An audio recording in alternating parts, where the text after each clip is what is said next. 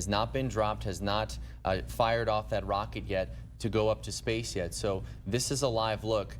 This is the VMS Eve. This must be a really good camera from, I think, the ground, actually, that Virgin Galactic has to be able to see this, because they're close to 50,000 feet up in the sky right now. Here is that live look from the plane itself. So in the middle there is what you see. That is SS2 Unity. That is where Sir Richard Branson is, along with the 3 other crew members and 2 pilots. There are also 2 pilots on VMS Eve as well. Of course, they won't make the trek up to space. CJ Surkow and Kelly Latimer, those 2 are actually piloting VMS Eve, and will take VMS Eve back to Spaceport America.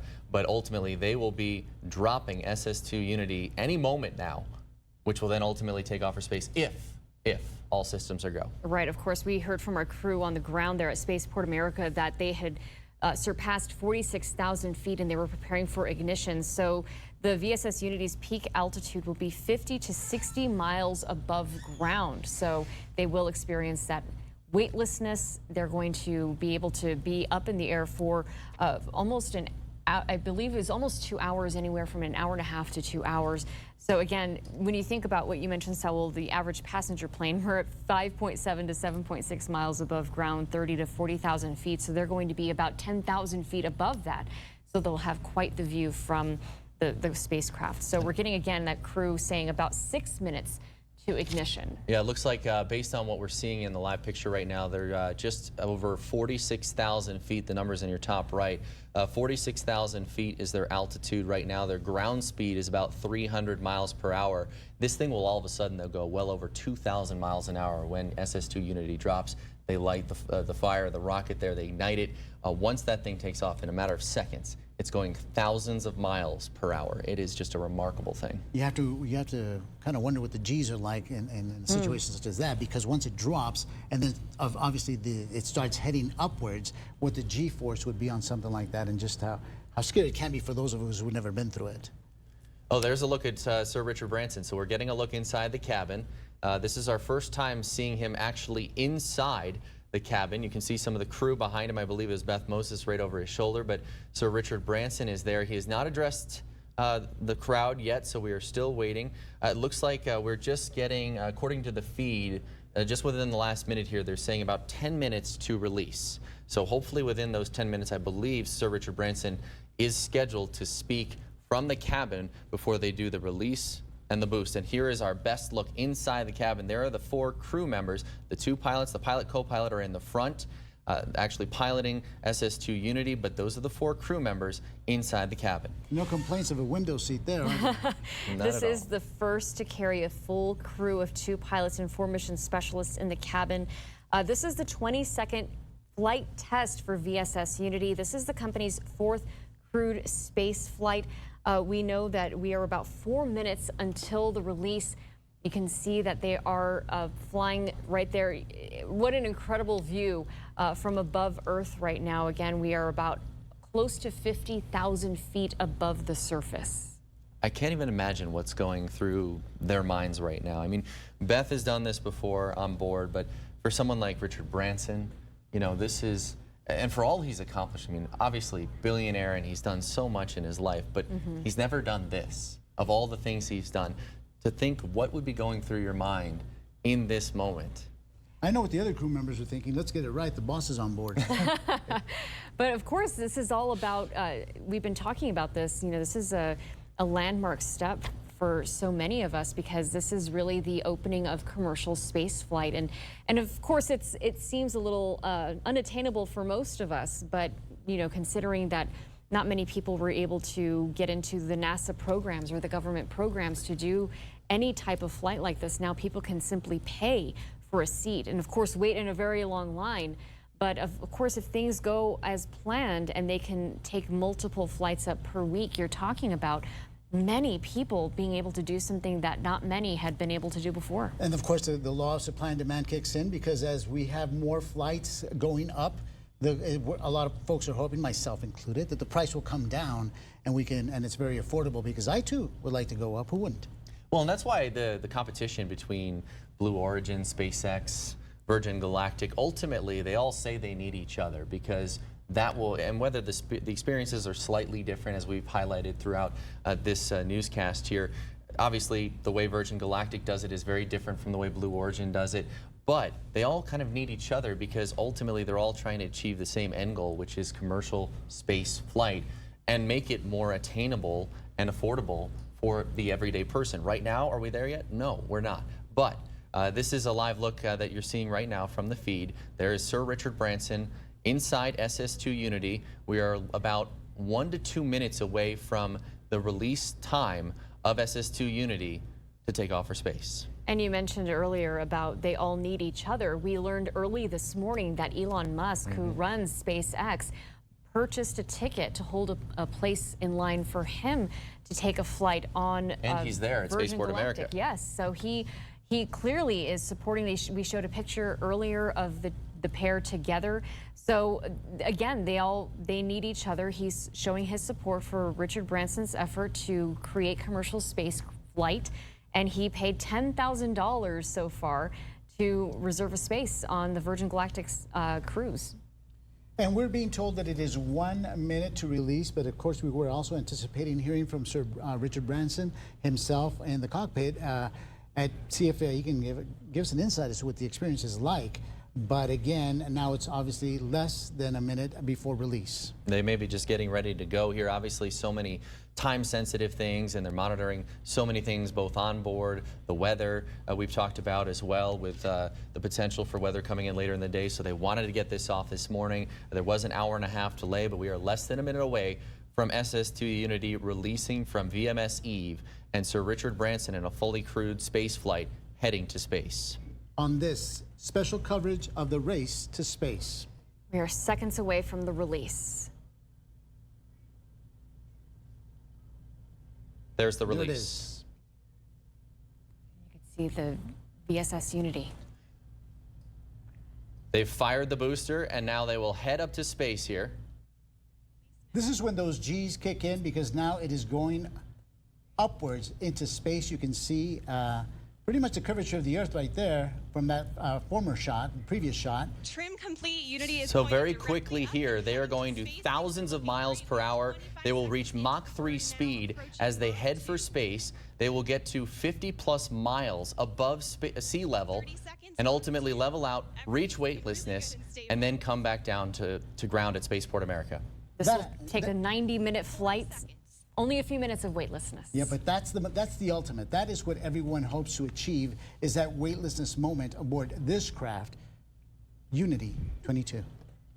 This is an incredible historic moment that is happening right now, live here on ABC 7. SS2 Unity has now reached Mach 3. You can even see the color of the flame coming out of there, changing. And you can hear in the background of the live stream there, they said, we are headed to space. Likely one of the boosters kicking in. Very exciting moment. For what actually will be the birth of space tourism. Down towards the Earth to maximize that incredible view.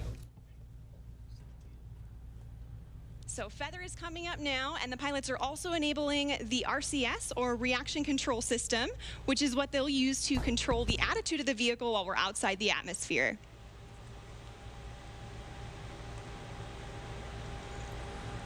All right, Feather is all the way up. We are at about 250,000 feet now and climbing. As soon as we cross the boundary to space, we'll hear a word from our founder, Sir Richard Branson.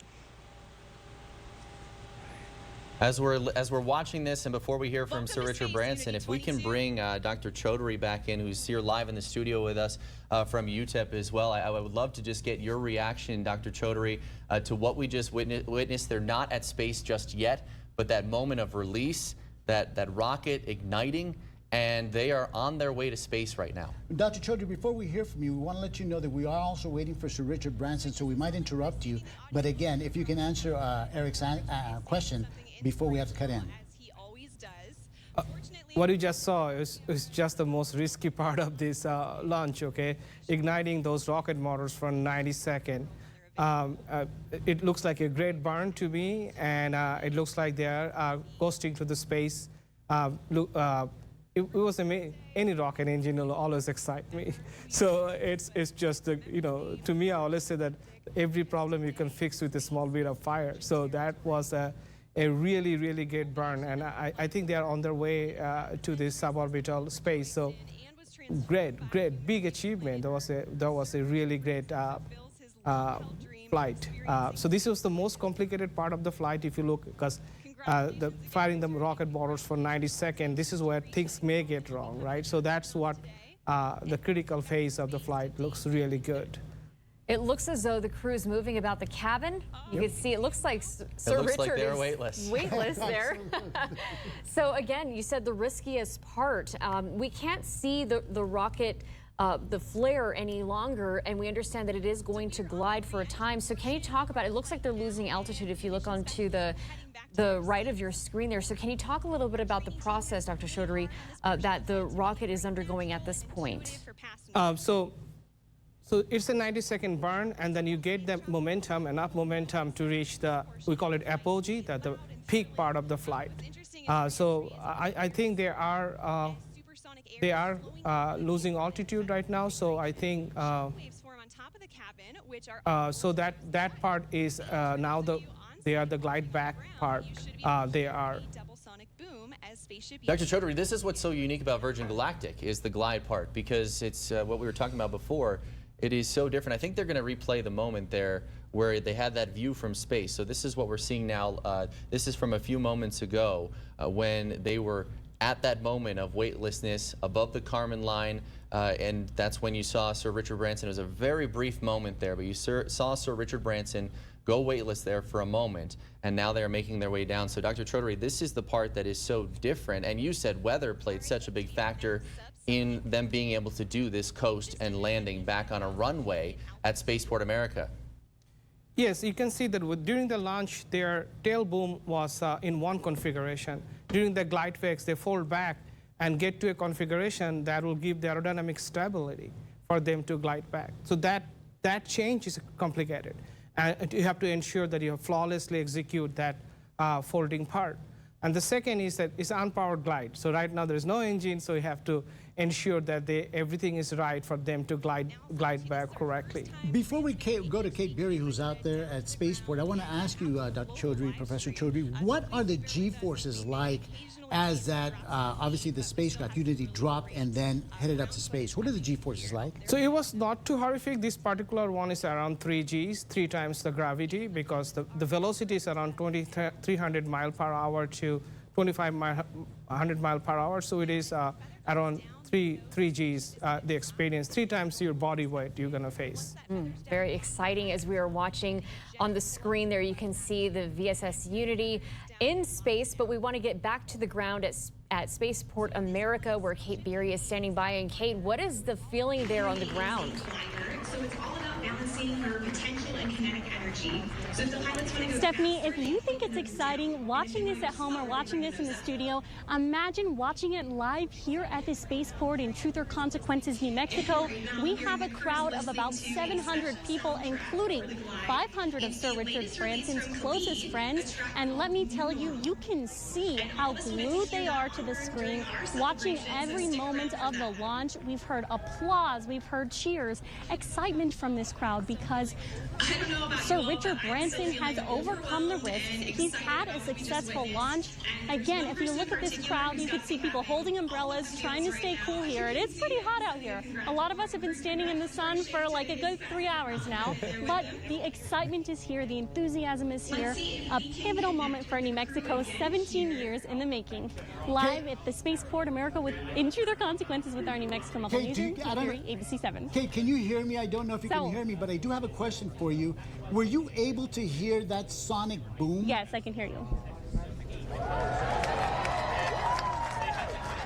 So let me tell you, I was not able to hear a sonic boom, but we did just have something just happen. We just heard the crowd.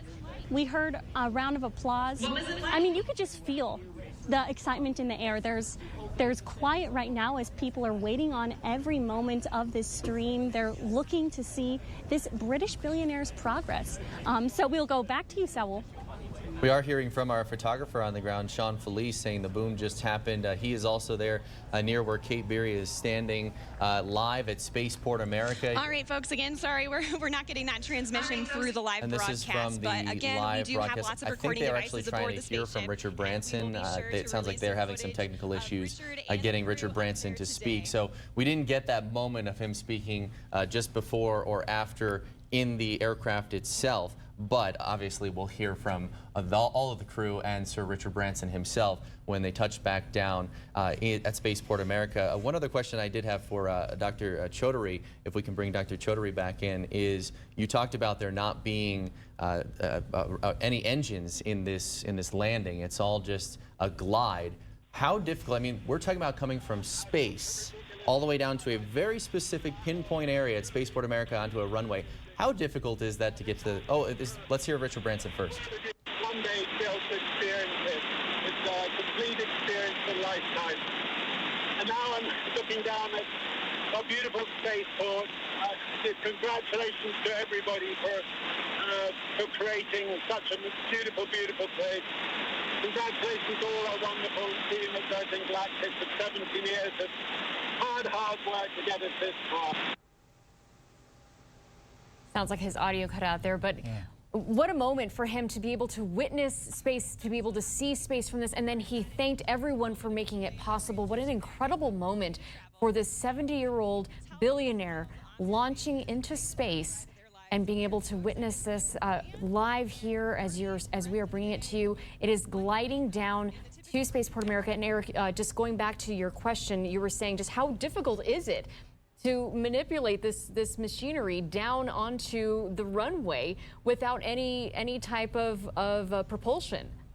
So we are at 22,000 feet now and descending. What this and as I particular mentioned design earlier, combine and Unity is different live at than this point. Blue Origin's So the New pilots Shepard right is now are that discussing this their is a part management airplane, plan, and part pretty shortly rocket. here they'll be meeting So with our that chief means it has wings and all other stuff, but you really cannot make like a fully aircraft, then it's difficult to fly high. So that keeps a lot of restriction on you that how maneuverable this plane is. Like our space shuttle, right? People used to say that flying a space shuttle during the glide phase is like flying a brick. Okay, it's that steep. So, but they have some very clever design. You see how their tail boom and the whole assembly just rotate and get to a gliding configuration. That's good. But they are in altitude right now. It should be very easy glide back. Okay, it has enough control surface, enough lateral and longitudinal stability to come back good. It's like now it's like a flying those glider. Like, so it's a fascinating. It's very well designed, very carefully designed. Ironic that you should mention the shuttle. One of the reasons that it was retired was precisely because of the cost. It just became too overwhelming for the government, and they were already talking back then, before they retired the shuttle, that they wanted to privatize spaceflight. It is, the cost is not necessarily associated with the configuration, but most systems got outdated and managing and maintaining systems were different. But our new generation of space exploration systems are different than shuttle era. We are not doing this glide landing anymore in new mission, NASA missions or SpaceX's flight. They're all ballistic entry. But this sort of system you need if you want to fly 3 times a week. Simple, elegant, robust, that can have a very high reliability. And it is 9:36 a.m. If you're just joining us, the launch happened actually closer to 8:45 rather than 7 a.m., which was what we were anticipating because of a weather delay. And if you missed it, we want to show you the moment that the VSS Unity disconnected from the VMS Eve and launched into space, reaching Mach 3. 2, 1, release, release, release. Clean release. Ignition. And that moment right now, of course, this is a replay of what happened. We understand now that the VSS Unity is at 22,000 feet and descending, so even less than that as it makes its way back to Spaceport America, where Richard Branson's family, friends, and many other dignitaries are waiting for the return. Richard Branson officially becoming the first billionaire to reach space just within the last 30 minutes or so after taking off from Spaceport America in New Mexico, just in our backyard, and live here on ABC 7, Richard Branson reaching space. And you know, one of the things that's very important, crucially important, is that the takeoff was important, but we're also waiting for him to land because we were told that Sir Richard has a huge announcement, the way that it was defined, a huge announcement once he lands. Maybe he will drop the price to go up. At this point, we can only imagine that it will remain an expensive expenditure to go into space, because at this point, so much has been invested in Spaceport America, taxpayer money, private money, and it's been 15 years and even longer than that, because it was an idea back in 1990 to bring space flight and commercial space flight to New Mexico. So much work done by the private enterprise and the government to work together to make Spaceport America a viable option. In fact, it only opened in 2019 with the help of Virgin Galactic, finishing the interior of Spaceport America. So this is a very long time coming to bring commercial space flight to the masses and to New Mexico. Well, and anyone who's been following this over the last several days, last week or so, Sir Richard Branson tweeting out a video of him from back in 1988 as SS2 Unity makes its way towards the runway here at Spaceport America, where someone called in and asked if he'd like to reach space. And it just turns out it took a little bit longer, but here in 2021, on July 11th, he has officially reached space, and now live on ABC7, SS2 Unity is touching down at Spaceport America after a successful trip to space. And we saw earlier, the crowd is cheering. You can hear everyone cheering. That's Richard Branson cheering from inside the cabin. We heard him earlier thanking everyone for their work to make this happen. The crowd is excited to be able to hear what he has to say once he emerges from the spacecraft. A successful landing at Spaceport America. You can just hear noses down. They're now decelerating here on the runway, and I think at this point you can call it a successful mission for Richard Branson, as they are now safely back on the ground. I know a lot of people with bated breath, some nerves. I'm sure, I can't even imagine what's going through his family's mind as they're on the ground. They took that picture with him. You know, in the back of your mind, you wonder, you know, things can go wrong, things can happen. It did not here today. It was a successful mission, and Unity is now at a complete stop, and the mission is complete. This is an hour after takeoff. We've been bringing this to you live, the preparation since 6 a.m. And of course, they started well before that. Everyone had to be in place by 2 a.m. So this is a huge moment for Spaceport America and for Virgin Galactic, watching this live stream. This is the first global live stream of a space flight for Virgin Galactic. Yeah, everything else they showed has been released after the fact. This one, they put it out there to the masses, and obviously there was the delay initially, but I don't know about you guys, but I felt like I was kind of just watching a movie.